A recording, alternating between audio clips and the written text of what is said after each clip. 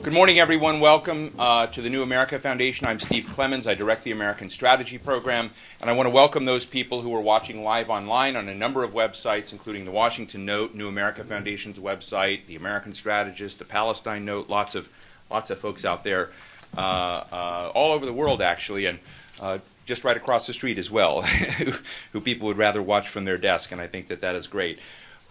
Mike Allen of Politico was not the first necessarily out, but he was the one who said Steve Clemons will announce the number, which I didn't know I would be doing. Jim Gerstein's supposed to do that, but I will say 41. Think 41.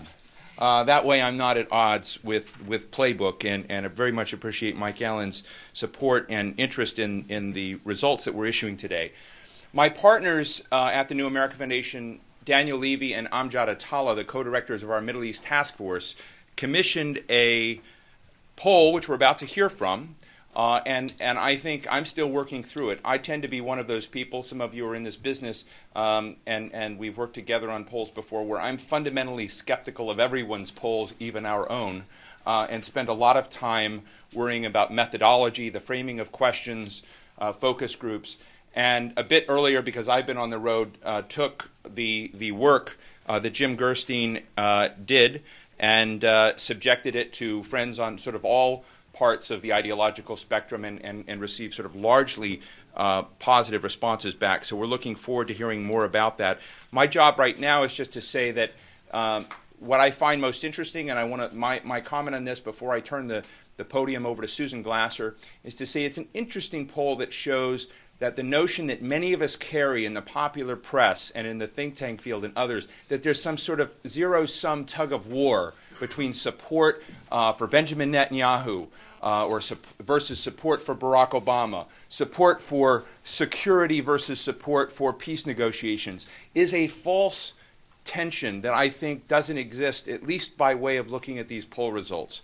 So I just wanted to lodge that as a very interesting finding I had of preliminary discussion. But to have the experts talk about it, I would like to invite Susan Glasser, a very good friend who took my call the other day because I didn't want to moderate this first forum. I wanted somebody far more objective to work us through this first session. Susan, of course, was the Moscow bureau chief for the Washington Post. She was also the national news editor of the Washington Post. She is considered to be one of the top managers of information and policy and thinking in Washington. And of course, she's the new, I shouldn't say new, she is the executive editor, and it still seems new because you're doing such fresh new things constantly with Foreign Policy Magazine. And Foreign Policy Magazine has just released this issue of 100 Top Global Thinkers of 2009, a special issue. This is a provocative piece, and this is completely separate from the poll today. But I've just been in Brussels and Berlin, a bunch of Washington offices. I hang out as a foreign policy junkie, and this is on everybody's desk. And either people are griping about it or celebrating or saying, wow, I never thought about that person. And so I want to pay tribute to Susan, that it's great to get something out that is being consumed as widely as it is. So congratulations on that. Now let me turn the floor over to Susan Glasser, who will introduce the panel and take it over from here. Round of applause for Susan, please. Thank you. Well, of course, I have to thank Steve after that great introduction, and I want to assure everybody here that absolutely no money has changed hands. He's not an authorized publicity agent for foreign policy, but we love his help, and we'll take his plugs anytime. That's for sure. And as for today's panel, I'm happy to welcome everybody here today, and especially our panelists. And I think what Steve meant when he said, well, he was going to turn the moderation duties over to me, is what he wanted was a sort of journalist in the skunk works to ask the tough questions. So both I and I hope you in the audience will be able to get to talk to Jim about his interesting and provocative findings in this survey later today, and we can expose him to our own rigorous questioning in a bit. But for now, let me introduce this terrific group to you. Jim Gerstein, who conducted this survey, is the founding partner of Gerstein Agni Strategic Communications, which provides strategic planning, communications services for various nonprofit organizations, companies, and candidates. Since 2001, he's also been the executive director of Democracy Corps, which is a nonprofit organization that conducts public opinion research and provides strategic advice to Democrats and other organizations. He also has experience on the ground in Israel during the 1999 Israeli prime ministerial campaign. Jim took a leave of absence and joined Ehud Barak's American consulting team. In 1992, he also worked on the field campaign for Carol Moseley Braun's successful run for the U.S. Senate, and then came here to Washington, where he began as the Deputy Director for Jewish Affairs at the DNC. In 1996, he worked in the press office for the convention in Chicago, and he also directed the Clinton-Gore campaign for the north side of Chicago. So, Chicago politics, Israeli politics, you can see the nexus at work here. And we'll hear from him to start to present the survey.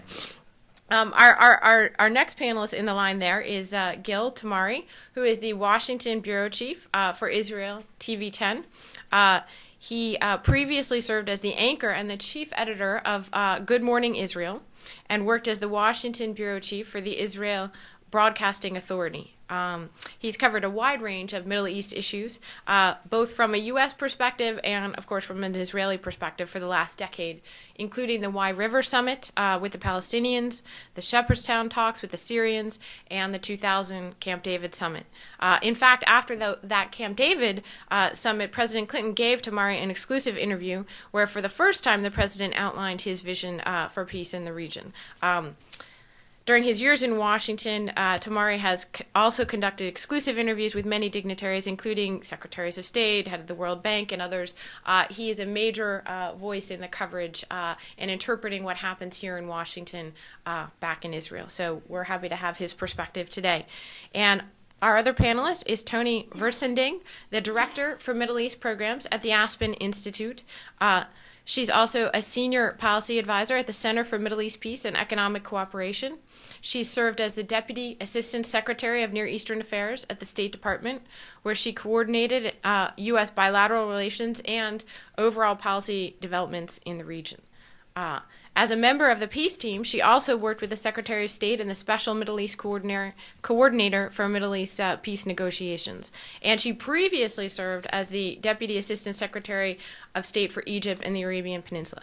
So she's covered the full spectrum, I think, of American diplomacy in the region and is an invaluable voice to have with us today to respond to this survey. So I think what we'll do today, we've got an hour or so for this first session. We'll jump right in with Jim's presentation of the survey. Then we'll have our response from the two panelists. And then mostly I'd like to open it up to you. As I said, we've promised Steve that we're going to subject this survey to rigorous questioning. And I'm looking forward to that conversation. So thank you very much for coming today. And Jim.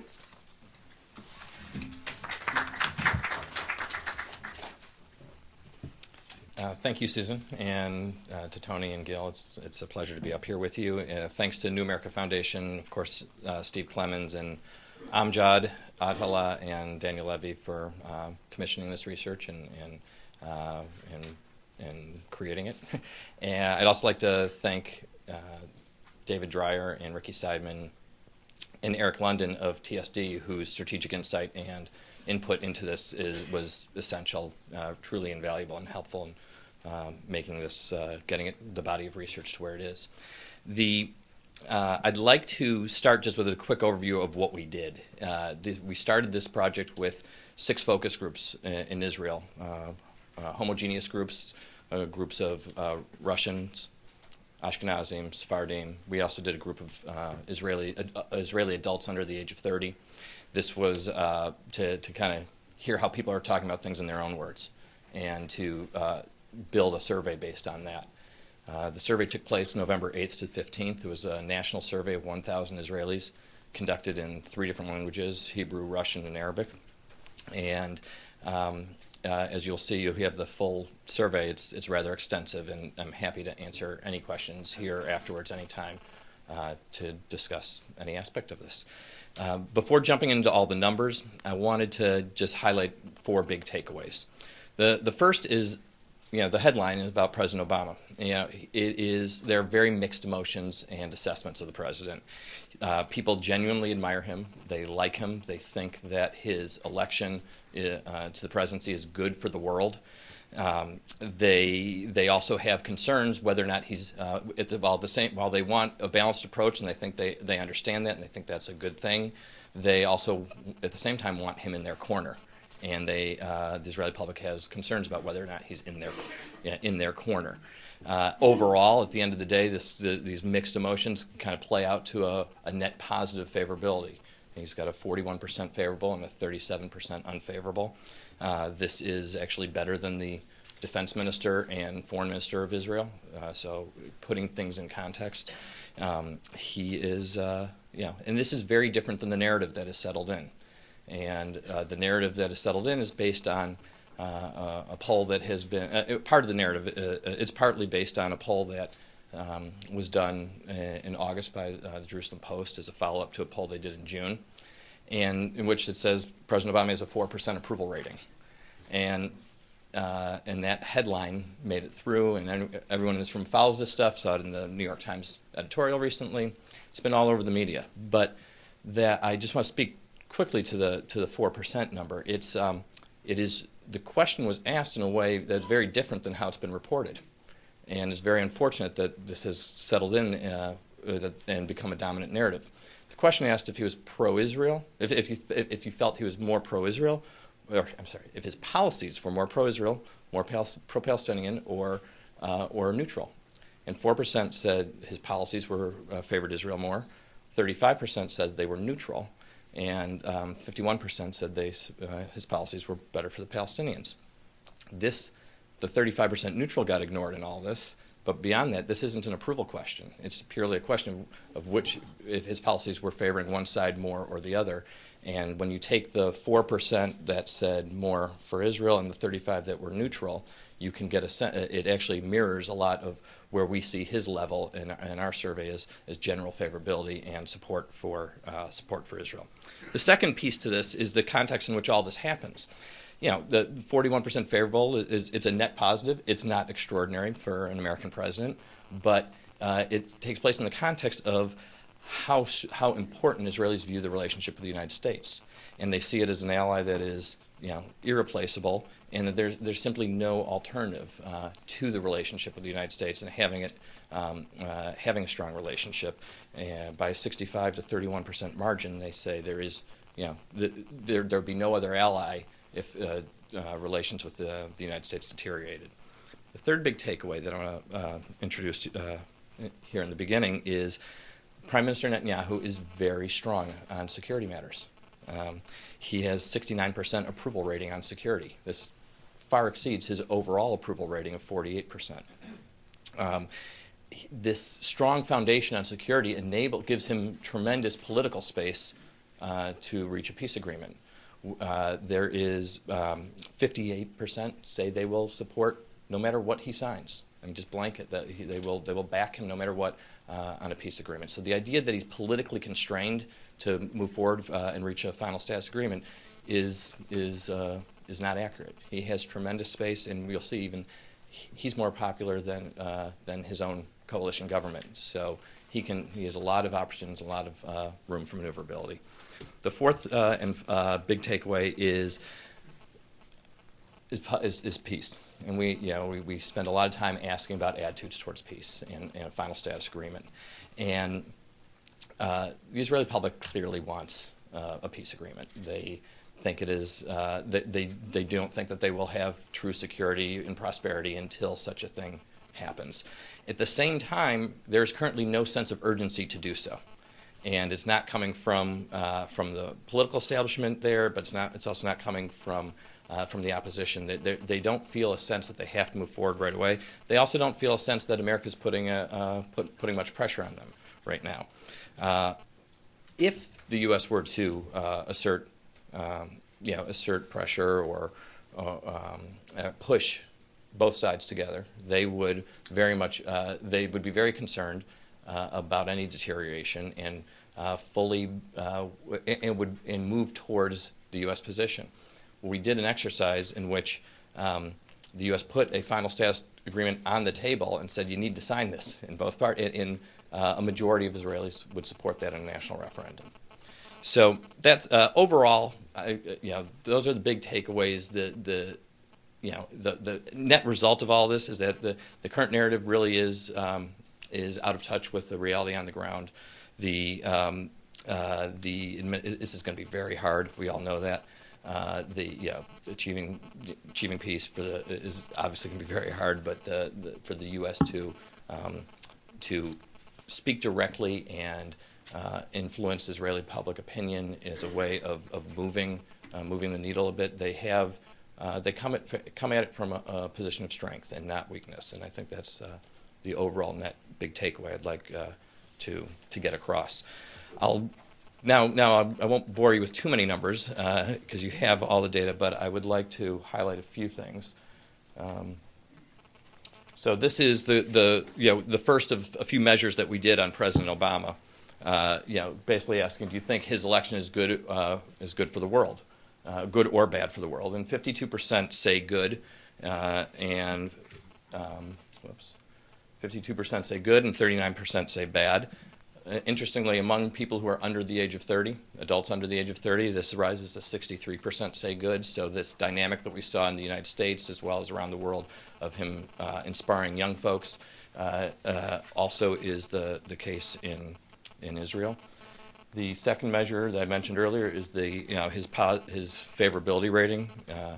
It's 41% favorable, 37% unfavorable. This doesn't add up to 100 because you get a lot of people who say they're neutral. As I mentioned, this is stronger than the foreign minister who's got a -4, stronger than the defense minister who's got a -16, and I would just note the 37% unfavorable compares with George Bush's of 33% unfavorable, which I thought was striking because of the narrative that's out there that he's been such a strong and popular president among Israelis. Now we got into the weeds on this and asked a series of attributes. And this is where you can really see kind of the complexity of emotions and assessments towards Obama. On a lot of the personal characteristics, you see, he's very strong. On some of the personal characteristics, he's strong. Honest and trustworthy, 55%. Is a contextual piece. Prime Minister Netanyahu's got a 36% on honest and trustworthy, but that's not necessarily what folks are looking for in their prime minister right now. But he's got 55% honest and trustworthy, and 52%, strengthening America's standing in the world. The hesitancy where they pull back is whether he really gets the security threats facing the country, and this came out a lot in the focus groups. They want to like him. They kind of want him to like them as much as they like him, and they see him as just this important figure for the world and addressing some serious problems that have settled in over the last several years. But they 50% say that he's weak on terrorism, 43% say naive. Now I come down to this supports Israel number. 42% supports Israel. Again, it's not a tremendous number for an American president, but it is very different from the perceptions that are out there, and it reflects with and it's consistent with the other findings. This kind of block of support that he has. The other characteristic, it came up in the focus groups constantly. Well, he identifies with Muslims, and he's Muslim. Everyone knows he's Muslim, and they saw, and when we showed them the Cairo speech, they were moved by how balanced he was. They think, we really do need this kind of balanced approach. But isn't his gut with the other side? He talks about Palestinian suffering being in the present and Jewish suffering being in the past with the Holocaust, which they were very appreciative of and sensitive to. But this notion that he's on their side. He invokes the civil rights struggle as a model, nonviolence model. Palestinians need to be having a nonviolent movement. But yes, we want nonviolence, but we don't want a president who equates the civil rights struggle in America with the Palestinian struggle in the region. So it's complex, and nothing in Israel is monolithic. It is a very divided country and very dynamic public opinion, and I think the attributes towards Obama reflect that. But again, the overall takeaway is he's got around this 42% positive net support. I want to talk a little bit about the United States, because this is, actually I'll come back here. While it's not, while the support isn't overwhelming by any stretch, it also has to be taken in the context of how people view the relationship with the United States. Okay, Israelis view the U.S. as an indispensable ally. We ask a question here that says, choose between these two statements, and it's probably hard to read, so I'll read it from here. The U.S. is the only powerful country that Israel will ever be able to count on to support us in international institutions, versus Israel can build alliances with other powerful countries to support us in international institutions if our relations with the U.S. ever deteriorate. By a margin of 65 to 31, they choose the only country that will support us. And this is particularly important because when we ask people later about their concerns about if there's a break with the U.S. Over if Netanyahu were to reject a U.S. agreement, one of the biggest concerns they have is will we lose support in international institutions.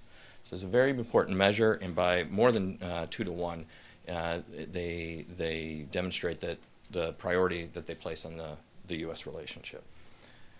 This is a lot of small text, and I won't get into it in too much detail, but I also want, there's a sense, it's very divided over whether U.S. support is going to be there forever. We ask it both through an economic prism, saying we've got too much, the recession in America, economic challenges here are going to cause America to pull back from financially supporting Israel. That's on the left, and it's again, 49-47, basically divided response on that, is whether or not the U.S. will be able to continue its level of support. We also ask it from a political and security prism, in which whether or not the U.S. will continue to support Israel at the current level if it doesn't achieve peace with the Palestinians. 50 to 44 in favor of saying that the U.S. may not be able to. It's a 6-point difference. I view both of those as really divided, a real division in the country over whether or not U.S. support is guaranteed over the long run. Now, we did this exercise to really play this out, in which we asked, we said, imagine that the United States convenes a summit with Prime Minister Netanyahu and Palestinian leadership. We originally said it with Abu Mazen, but as we were writing the poll, he announced his desire not to run for re-election, so we changed this to say with Palestinian leadership. And the U.S. puts on the table and says, here's an agreement, we want both sides to sign it. And the bullets here basically are the Clinton parameters, where the parties left off at Taba, and tough choices. Palestinian neighborhoods in Jerusalem becoming part of a new Palestinian state, financial compensation for Palestinian refugees while allowing some of them to live in Israel. I mean, the tough pieces to swallow for Israelis are in here, as well as the incentives, ending the conflict with no further claims. When presented with this and asked if the Prime Minister were to sign this, would you support it? In a referendum, by 53-45, they support it. We took it another. Now, this is pretty strong support, given that this is an agreement that the U.S. is imposing on the two sides. But we said now, but play it out the next step. If the U.S. puts this on the table, and Prime Minister Netanyahu rejects it, citing security and dividing Jerusalem as the reasons that he can't sign this. And remember, this is the Prime Minister who's got 69% approval rating on security. We asked them, would you support or oppose the Prime Minister's decision? And it plays out evenly, 48-48. Okay, this is a this is a country that does not want to have to have serious tension with the United States, and even if the Prime Minister cites security and dividing Jerusalem. So very divided, very divided. I'm going to skip along to, like I said, there's a lot of stuff in here. I'm happy to talk about it individually or conference calls or whatever later, but I want to give everybody a chance to discuss. I want to talk briefly about Prime Minister Netanyahu and the mood in the country. We ask, what's your most important concern that you think the government should be addressing? It's the top one was education. The second one was economy and jobs. These are, like most people in the world, they're very focused on the kitchen table issues, the things that affect them on a day-to-day basis. Security is definitely a big piece of that. It's at 28%. You kind of get that cluster after you get past crime. It drops off significantly. So those first 5 issues are, if you're running a campaign, this is where your themes and emphasis would be. You'll notice Iran is tied for 6th with inequality between rich and poor. I mean, it is not dominating their sets of concerns right now. This is the kind of issue context in which Israelis are focused on. For those who are surprised by crime, there's been a lot of violent crime and murders in Israel recently that have, over the last maybe 6 or 8 months, that have really captured the public's attention and hit them on a sense of hit their personal safety and security concerns as well. Okay, Prime Minister Netanyahu's approval rating is higher than the coalition's. He's got a 48% approval rating, modest. It's, certainly not, his coalition is not in danger of falling from because of public opinion or they're not, their approval of the coalition is considerably less. It's 41%, so it's a -12 versus a +3 for the Prime Minister. He has plenty of ability to maneuver, play his coalition the way he wants because he has alternatives and the public would support that. On the specific issues, this is, as I mentioned before, he's got 69% approval on security, 61% approval on relations with the United States. There's no sense of crisis here with the United States. The relations with the United States, it's not at top of people's mind. They don't see it as a big problem. The economy is interesting, 49%. That is, a very important measure for any sitting prime minister. And as you move down, you can see we asked peace with Palestinians 2 different ways and split the sample. Got basically the same result, 47% approval and 30% approval on violent crime. So the big takeaway here, obviously, is he is the gold standard on security, and he has tremendous support on it. Just go through some of the attributes. You want me to move it along faster? Okay. Some of the attributes, you'll see they're all about his strength. Stands up for Israel, 76% say that describes him well. 62% say he's a strong leader. After that, when you get into some of the personal character stuff, it drops off considerably. The honest and trustworthy, as I mentioned earlier, is at 36. Puts the rich people ahead of everybody else. This may sound like a political campaign, but it wasn't designed that way. It's to get a sense of how he is on these on the issues that people are focused on. 53% say puts rich people ahead of everybody else, and 52% say puts political interests ahead of the country's interests. But you take all this together, and we give people a choice and say, I trust that Prime Minister Netanyahu would not agree to a peace deal that endangers Israel's security, and I will support any agreement he reaches with our enemies. Or, I do not trust Prime Minister to sign a peace deal that adequately protects Israel's security, and I might oppose an agreement that he reaches with our enemies. 59% choose the first statement, and I think even more important is how it breaks down across the political spectrum. Among Likud voters, who he is most concerned with, 75% support the first statement. Okay, in the center, 67% of Kadima voters. So you see some of that peeling off because of the partisanship, but he has broad support across the political spectrum for, and as the question states, any peace agreement, any agreement he reaches with our enemies.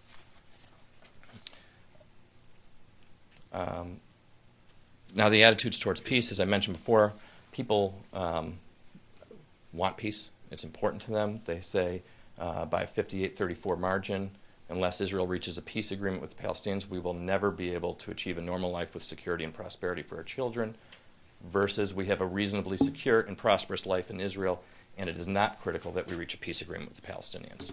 So this is, this is the kind of basic measure of how much people want it. But there's this lack of urgency. I'm not going to read the full questions here, but we get at, it's by a 9-point margin, people say the demographic argument that Israel become a binational state with Jews as a minority if they don't reach an agreement. 51-42 doesn't scream urgency. It says, yeah, this is out there. This was the primary argument that Ehud Olmert and Ariel Sharon were using. This isn't what motivated people. And also we asked in a different way about whether, given the economy and conflict, we need to do this within the next 2 to 3 years, or given our strength, we can wait as long as necessary. And this plays out also in a pretty divided atmosphere of 50 to 46. In the end, we asked people, are they more worried about are they more worried about the dangers of reaching a peace agreement, or are they more worried about the risks involved are they more worried about not reaching the dangers of not reaching an agreement, or are they more worried about the risks involved in making an agreement? And by 50 to 45, they're more worried about not making an agreement. Now, I'll close with this dynamic that what motivates people to make peace, and we asked this in a series of questions, is an improved economy and just a better life. It's the kind of what I call the kitchen table issues. The reasons that they would oppose an agreement are their concerns that over security and whether or not the other side is capable of enforcing the agreement from security point of views. When these two tensions play out, it's very hard to instill a sense of urgency, because security is more emotional and evocative, as well as Jerusalem, which also emerges as a big reason, versus the economy and just the quality of life. So the last way we get at that is we ask people, if Prime Minister Netanyahu and Fatah reach an agreement, do you think Fatah is capable of enforcing the agreement on the Palestinian side? 35 say yes, 55 say no. And then we followed up with, well, who should Israel be negotiating with, Fatah or Hamas? 38% say Fatah, 19% say Hamas. The both is a volunteered response. We didn't offer both. But 15% voluntarily on the phone said, no, both.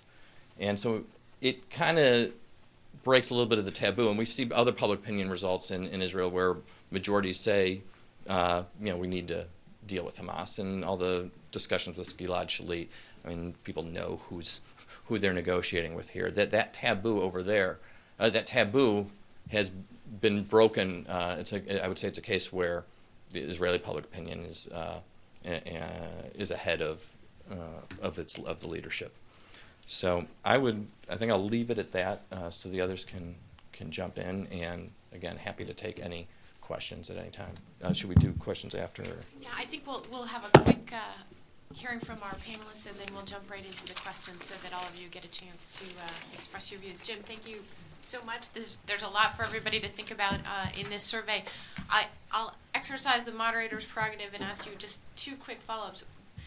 One, if you can give us a sense of what you think the sort of margin of error of the survey is, and also what the context is. Of course, you weren't in the field looking at how President Obama appeared to the Israeli public before, he sort of came in and stirred the pot and, sort of really challenged some of the conventional wisdoms of what a U.S. president is and isn't willing to say. How much do you think his overall support has gone down, from what it might have been a year ago before he took office? Okay. Well, first on the margin of error, it's plus or minus 3.1%. As I mentioned, it's a sample size of 1,000, and I'm happy to get into deep methodology questions with anybody who's interested. But it was conducted by a. Thanks. So plus or minus 3.1% was the short answer. In terms of we didn't, as you noted, we didn't do a survey before. This was the first survey we've done since President Obama's been in office. I think there's a mixture. I'm going to speculate that there's a mixture of the euphoria that takes over when you have a new president, but that then, and as we see it here and elsewhere, that it has declined over time a bit. I'm reluctant to go too far out on a limb, but I would say that he came into office with a lot of suspicion over there. Mm-hmm. The 39% believing he is a Muslim is a component of that, and that was a big narrative here in America during the campaign. I did hundreds of focus groups and during the 2008 election, and in every one, someone brought up the fact that he is a Muslim, and that there's surveys out there that show that still today about 13% of Americans believe that. And they, and larger percentages, upwards of, well, it depends on the polls, but, larger percentages believe that he wasn't born in the United States. So I think with all that stuff out there, and that definitely penetrated into the Israeli public, I think that's, that he may have started out stronger, but maybe not as strong as he did in other countries or here. And last piece to that, I would say, is, there's been a relentless, and Gil could probably speak to this very well, but the Israeli media has not been kind to him, and there hasn't been a pushback. So all of these numbers are in the context of he's been attacked and attacked and attacked from multiple angles and reported by the Israeli media, but there hasn't been a counter push, and he's still at these numbers, and I think it speaks to their instincts towards him, but also the relationship with the United States. Okay, thank you so much. So now we'll hear from Gil and give us a little bit of a sense of how this matches up with the Israeli piece of the narrative. This is in many ways a very Washington-centric poll. Here in Washington, we're sort of obsessed with our leadership, and what do you think about our leadership? And so I'm curious what you make of this survey and its focus on President Obama. Okay, so let me start with saying about the 4% number that was a big story here in the United States. In Israel, it was never a story. This was a story that was born here as a headline, was raised here, and I hope today will end here also. But without hiring Jim, and I respect his work, if you ask me, what do you think as an Israeli reporter, as one who think himself as one who understands Israel, what do you think the numbers for Obama support in Israel? I would tell you between 30 to 40%, something like that, without a poll. And Jim is in the same ballpark, so it's nice that I think I have at least a good guess. Now, 30 to 40% or even 42% support of Obama, I don't think it's a matter of celebration to anyone, especially for the administration. And I'll try to explain why. Jim found in his poll that the general attitude to the United States is quite well. What do I mean? He found that 56% of the Israelis support the United States. Only 18% do not support the United States. So in a normal situation, in a normal world, the numbers of the president should be the same number as of the United States, because the Israeli public see the United States as the president of the United States. Any number which is significantly different from the 56% support, showing a problem. And look on the numbers of President Clinton. President Clinton in Jim's poll showing 59% of support among the Israelis. 59. Remember the number of that represent the support for United States? 56, almost the same number. Unapproval for President Clinton today in Jim's support, 19%. The same number like the 18% we found towards the United States in general. So this is a normal situation. Now you should ask yourself, why a president with actual the same policies of President Obama is getting 59% today in the current situation, and the other guy that sits at the White House today is getting only 40% or 42%. So this is a big problem. And we can add to that the fact that the unapproval rating for Obama is not 18 or 19, it's almost 40%. So the general public is very mixed. So the problem is not the message that Obama is carrying, not the solution he is proposing, but the way he handles the Israeli public. This is the major problem. And President Clinton just has been to Israel again, And he has a special relations, not with the leaders of the country. This is obvious. But he has a special relations with the men on the street. They feel him. They liked him. They liked him even in his bad days when the Monica Lewinsky scandal was the big story in Washington. And why is that? Because he knew how to hug the Israelis. I think you know by now that the Israeli would like more than everything to be loved. They are willing to do major concessions, not only to the United States, but also to the Arab world, if you hug us and kiss us. That's what we like, to be loved. This is an important issue. And what the Israelis got from President Obama till now is a cold shoulder. And they are giving him a cold shoulder back. Till now, he came to Cairo, he jumped Israel.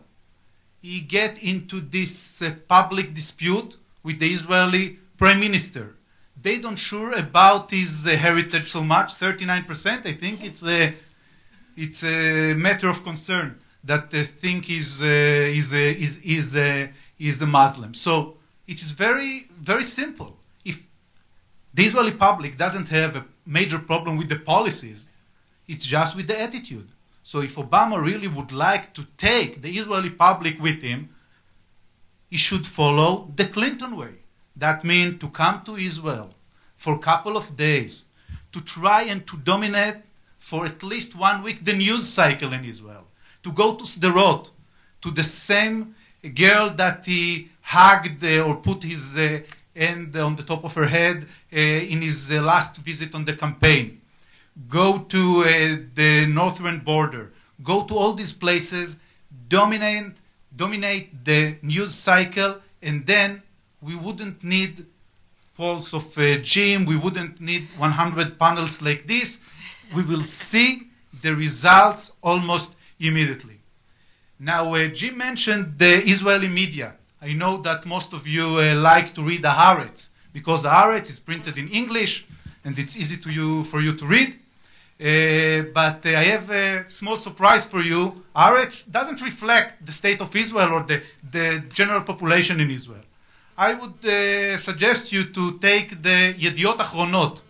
This is the newspaper of Israel that almost every Israeli read, or Ma'ariv, that follows the Yediot Achronot and basically have the same story. If you would look on the headline, on the front page of Yediot Achronot in the last 4 or 5 months, you see every day at least a stripe on the first page that has some headline or suggestion that Barack Obama is not Israel's #1 friend. For instance, just 2 days ago, there was the story here at the Washington Post about Obama's Hanukkah party. The next day, Monday morning, Yediot Achronot, on the first page, a big stripe, Obama cut in half his Hanukkah party. Now, this is the inside story. If you read inside the line, this is okay. This is really tell the story as it should be. But you remember, first page headline, Obama cut in half. And what do you see here? By the way, this is on a smaller scale. It was much wider on Yediot Achronot. It's a tabloid. It's a double spread it like this. What do we see here? Without reading, just the picture. On the top, a picture of George Bush lighting the menorah with Jewish kids. On the bottom, Barack Obama with Santa Claus.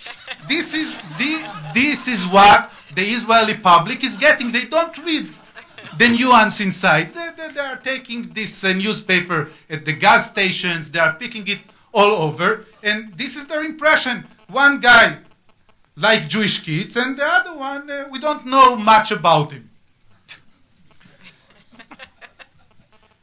And this is only one example. I have more examples if you would like. But, at least it's not a Muslim Santa Claus. Right. I mean, Okay, so if you want to talk about the Muslim Santa Claus, the same story was also published in Ynet. Ynet is the #1 news site in Israel. It's the most popular news site in Israel. And the story was, again, if you read inside the story, no problem with it. Objectively, not a problem. But then I printed for you like 20 pages of comments, of talkbacks, of people who read the story. And what are the comments? I'll give you a sample, but all of them are the same. He stopped being our friend. The Jews deserve it because of their lousy vote. Bush should return to power. We told you he's anti-Semite. It is horrible administration, and so on and so on and so on for pages and pages and pages. I'm not suggesting that this is Israel. Don't be mistaken. But whomever think that he can, the White House, they can right now start celebrating the fact they do not have 4% of support in Israel, I think the celebrations are a little bit too early. Gil, thank you so much. That's a powerful expression of what the context is. It maybe that George W. Bush, it's the most popular place he is in the world today. But certainly you don't see a lot of comments on American news sites saying "Bring back Bush." So he must be enjoying his press in Israel. Tony, I'd love to get your sense and have you jump into the conversation here too. Thank you very much. I'm feeling that I must comment. It's a little bit about what have you done for me lately. And as Secretary Albright used to say, that she came from politics, and when she was Secretary of State, she did not have a lobotomy to remove her political instincts. And while I was very much involved and remain involved in foreign policy and was on the Obama transition team, I still have my political roots from where I came, as did Jim. Let me offer a couple of comments. First of all, the reference to President Clinton, of which I was privileged to serve in his administration, is absolutely correct. But I also remember the reference over the last 8 years of the Israeli people saying that Bush was Israel's best friend. It is also about context and where we sit. I think this President Obama, and when I was on the Obama transition team, there was absolutely a determined effort to acknowledge, respect, and to establish a very close relationship with Israel. That needs to be stated very clearly and very directly. The issue that Jim has put on the table, I think, is one of a public relations effort. And as he said so well in his analysis of his poll, which, Jim, I want to commend you. I think you did a brilliant job. The analysis is very, very well done. We have a couple of, it provides a lot of opportunities for those who are interested in peacemaking. First of all, Israelis want peace. For every poll that is conducted, it reaffirms that there is a great undertaking and interest to peace. Secondly, Prime Minister Netanyahu is strong. His coalition is strong. There is no better time to wage an effort for peacemaking when your leadership is strong. So the question on the table is, how do you create an environment in what Jim's poll points out, there is a lack of urgency. That lack of urgency, I think, comes from an over-the-horizon view. Israelis no longer interact with their Palestinian neighbors, which when I was steeped in the administration in peacemaking, that was a given. But Jim's poll talks about the issue of Israel's views of will we stand up for Israel in various institutions, I think most particularly the United Nations. I think that is an old view, an old issue.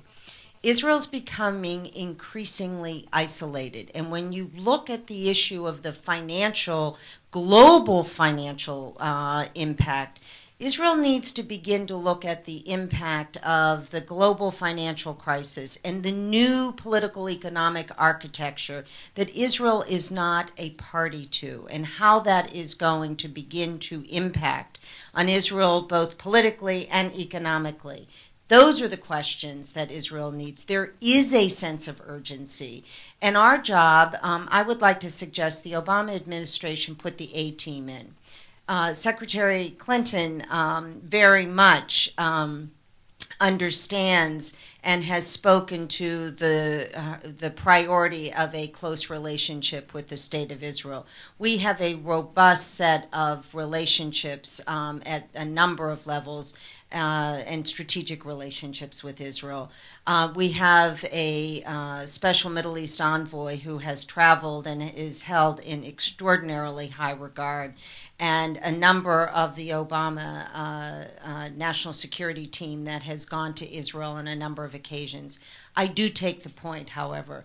I think that the question on the table is, when does the president go, and how do we begin a more robust outreach to the Israeli people to get them to better understand the question of timing to engage.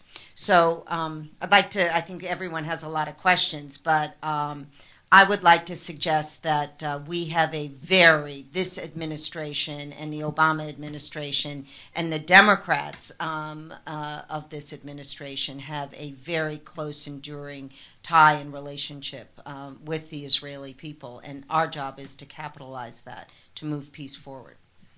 Thank you.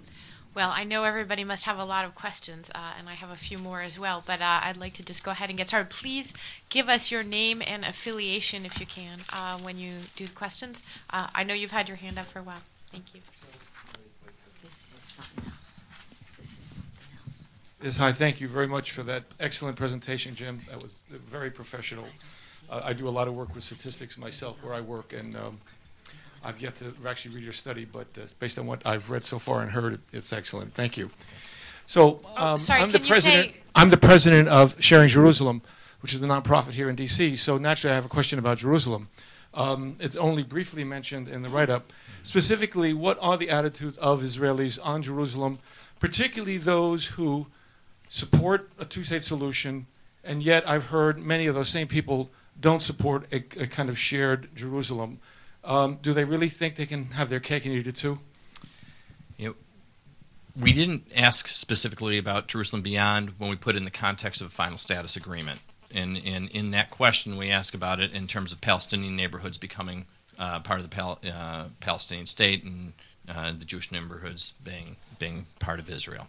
And then that agreement, among the other things in there, you saw that was where we had the 53-45 approval on a referendum, and the 48-48 if Netanyahu suggests that or says that security and dividing Jerusalem are reasons he can't do it.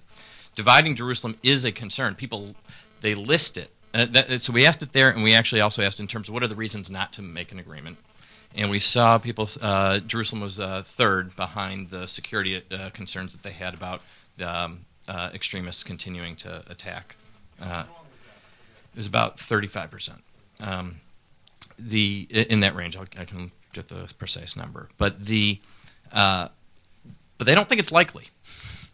That they have this sense that it's not likely. Now, in that context, though, I want to address it through previous work I did, not on this survey, but about 9 years ago, when around the time of Camp David, when we saw, I worked on Ehud Barak's 1999 Prime Minister campaign. One of our most important ads that we were running was Ehud Olmert at the wall saying that I know Ehud Barak and he will never divide Jerusalem, Nikuda, period.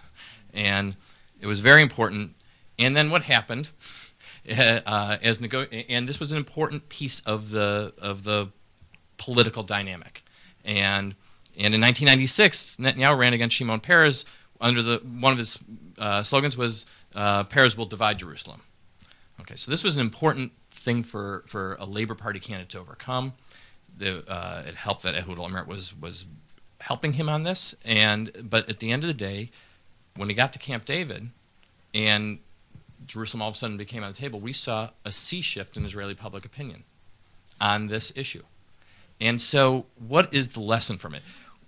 When nothing is happening and there's no sense of urgency or no sense of end of conflict around the corner, it's very tough to move people on these very difficult issues. When they see that an agreement is in reach and that and the positives that they want out of it are in reach, the opinion is capable of moving dramatically, and we've seen that in the past, and that's the extent I could answer it because we didn't get too deep into the specific final status issues. Mm-hmm. Thanks, Tim. In the red there, Jane? Hi, I'm Jamie Kerchak from the New Republic. I'm curious, what percentage of the poll respondents were Arabs? Were they Israeli Arabs? Did you poll Gazan and West Bank Arabs? And could you discuss the crosstabs in terms of their responses to these questions as opposed to Jewish Israelis? Sure. It reflects the overall population in the country. We did not interview West Bank we didn't do interviews in the West Bank among Palestinians. We did, certainly Jewish residents of the West Bank, and we didn't do interviews in Gaza. The overall numbers were 16% of the sample is Arabs, 16% is Russians, and the remaining 68% are what we call veteran Jews, Jews who are not Russian immigrants. This is, and that reflects the adult population in the country. I would just note that you'll see statistics that show the Arab population in Israel is 20%, but that's because it's a very young population. That the adult population is only 16%. Also, the Russian population is aging, because there isn't an ongoing wave of Russian immigration still into Israel. So you will see these numbers go like this in terms of the demographic trends in the country. And how different were they? The results I show you will reflect. Those are the total results. In terms of the crosstab, the Arab segment and the Russian segment generally cancel each other out, and the Jewish segment ends up being pretty much close to the numbers that you see there. There's some exceptions that when it gets to kind of like personal issues related to individuals, but and some counterintuitive things here and there. But for 90% of the numbers you saw up there, that reflects the veteran Jewish population. Mm-hmm. Okay, next question. Here in the front. Hi, I'm Dr. Caroline Poplin. I don't have an affiliation, but I'm Jewish, and I always considered myself a Zionist. None of you have mentioned settlements, and I wondered about the Israeli attitude toward settlements, because it seems to me they're perceived quite differently in Israel and outside Israel. In Israel, it's seen as something that's reversible and can be given away. Outside Israel, it looks like an indication of bad faith, that the Jews are using the delay to increase their land holdings in the West Bank. That makes the Palestinian leadership look bad and lose support. And I think it's a real impediment to moving along with the negotiations. Did you ask questions about that? Yeah, the most valuable real estate in my industry is the space that you have on the poll to ask. We couldn't ask everything. We did not get into like I said, we didn't get into final status issues in particular. The only extent that we asked on settlements were in the context of the land swaps in the final status agreement, and so we really didn't get into it. But Gil may have some thoughts on public attitudes in Israel towards settlements, or Tony may have on the substance of this. I don't mean to put you guys on the spot, just if there were things that you would like, because we didn't get into the details of it in this survey. I think you have another task, a new task to check about exactly, because now to give a guess about the general attitude, I think it will be a little bit bigger task for me. But the consensus is around the 3 blocks of settlements. For instance, in general, the Israeli public doesn't understand why they cannot build in Gilo. Because Gilo, they see it as part of Jerusalem. It was never Palestinian. It will always be part of Jerusalem, and Israel will swap some other territory for the territory of Gilo. Beyond that, it is a matter that is very divisive in Israel, and even now you can see every day the reaction on the ground for this settlement freeze.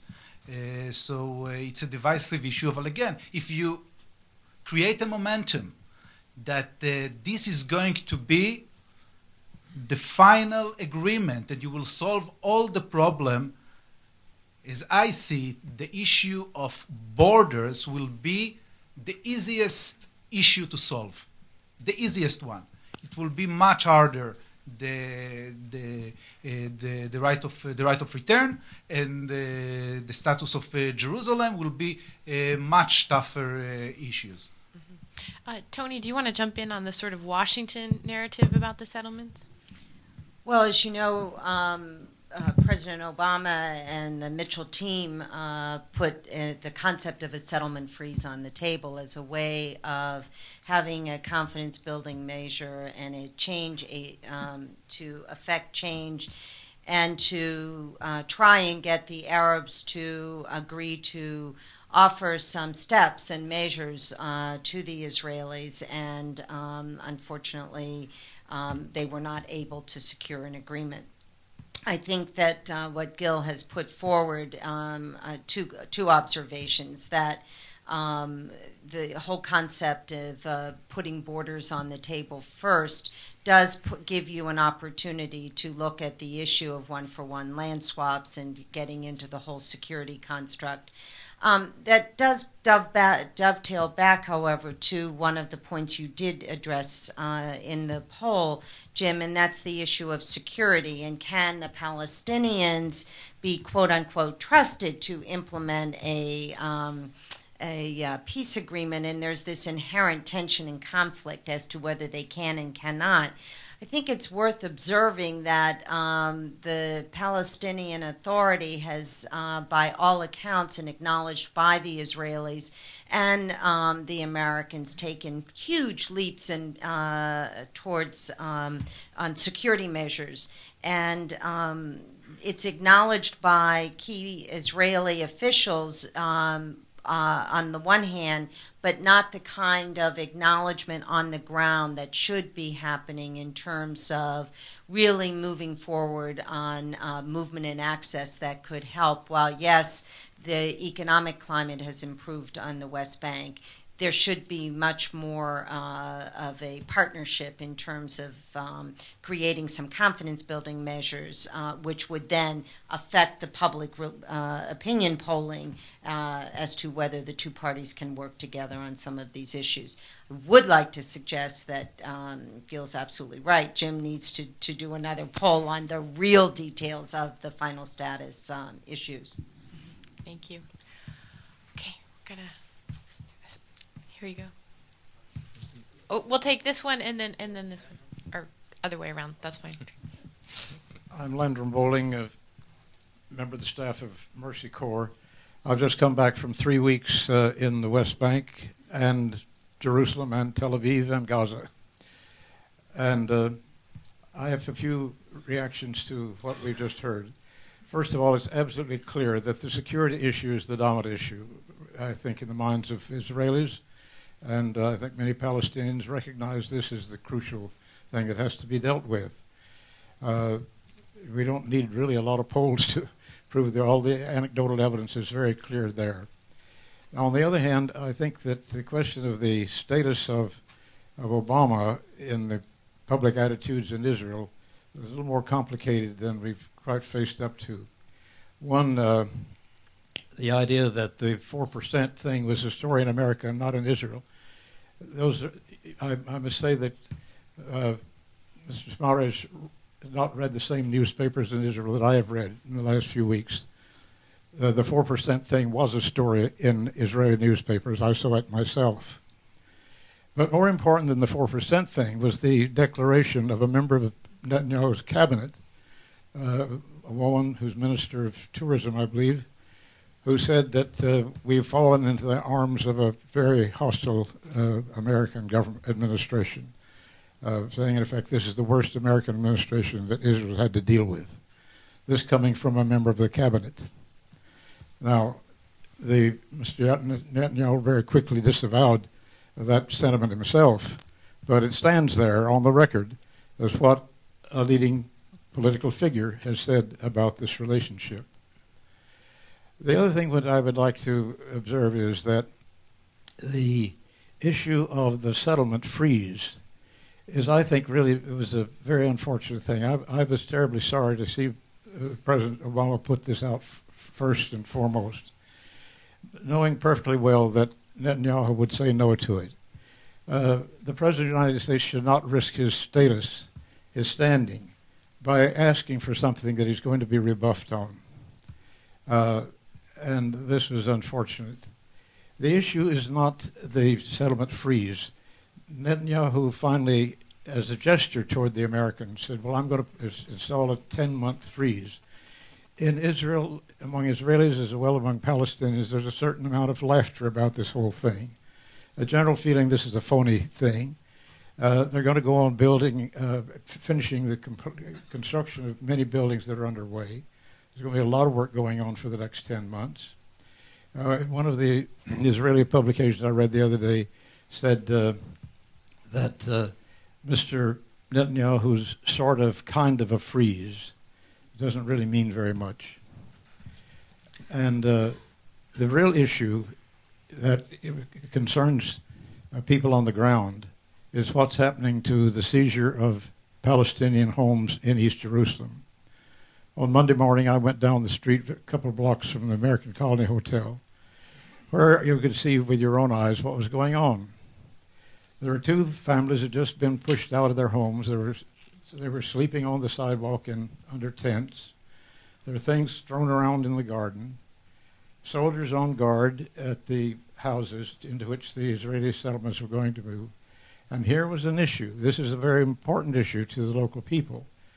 Why is it possible for the Israelis to evict Palestinians from their homes, put Israeli settlers into them, and the world says nothing about this issue? Thank you. This is a far more powerful issue than the question of a freeze of construction of settlements in Gilo or anyplace else. It seems to me that how you address that kind of issue is very important. Okay, thanks. Thank you very much. I think we'll take another question. There wasn't really a question in there. Sir, I promised you a turn with the mic. This guy. Please try to keep it brief so we can get a couple more in. Try. Sami Smoa, I'm a USIP research fellow on the University of Haifa. There are three stumbling blocks for the settlement of the conflict with the Palestinians. One is the wide gap between Israeli views and Palestinian views in all the issues, because if you go into the details, there is still very strong disagreement between the two parties about the sovereignty of the future Palestinian states, about refugees, about settlements, about borders, about Jerusalem.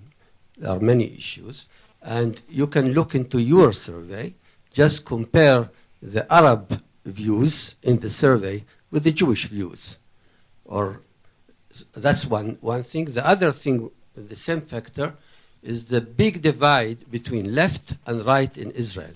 Run all your questions, except the one that about the approval of Netanyahu, and you see the wide gap between those who describe themselves as leftists and those who are right-wingers.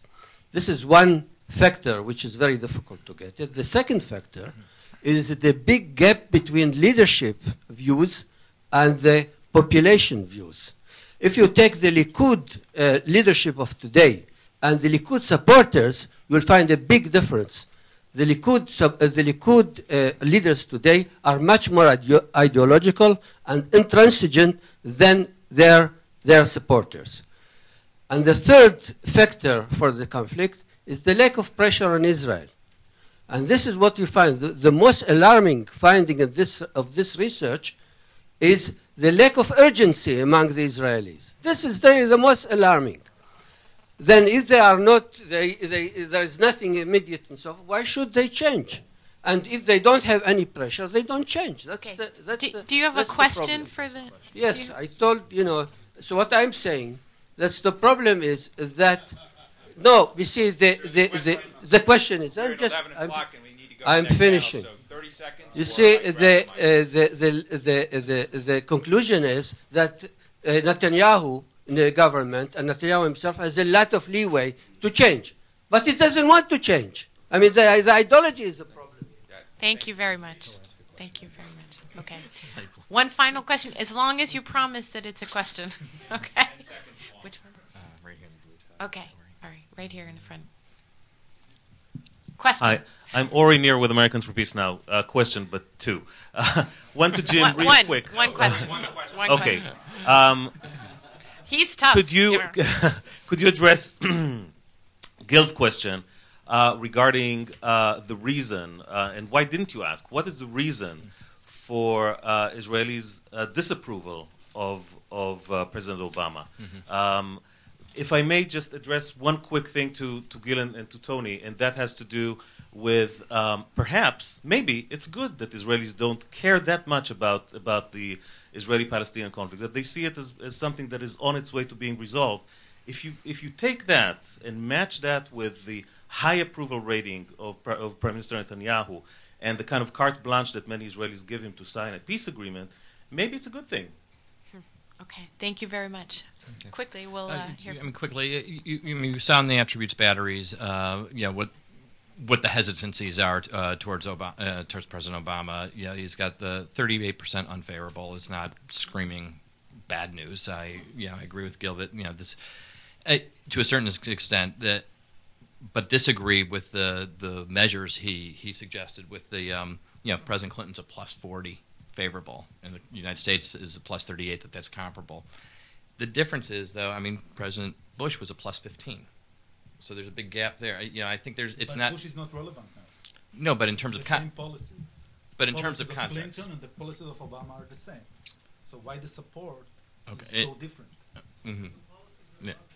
Well, anyway, I wish We'd love to take this a lot further, but in the green room, right? But anyway, so it is. There's a complex set of issues, and the positives are personal and much of what we've seen across the world, and the kind of person he is. But the hesitancies are about whether he is in their corner and gets some of these security issues. But some of the negatives are personal too, though. Oh yeah, absolutely. I mean, a lot goes into both numbers, the positive and the negative. Yeah. Just quickly, did you want to jump in on that last? I think I'd like to suggest there could be an opportunity, but we need to do a much more robust public relations effort and outreach to the Israeli people to show the commitment that President Obama does have to the Israeli people. We need the parties to want this process. We can't push it if the leadership is not there with us. But the good news is that clearly there's a foundation at the grassroots level, but we need to do a merging of top-down and bottom-up. Thank you. Gil, do you think the Israeli public is... I completely agree with Tony about the last point. Mm-hmm. Okay. Well, thank you, everyone, very much. There'll be much more to come. Please give a round of applause to Tony Verstandig, Gil Tamari, Josh Gerstein, and Susan Glenn.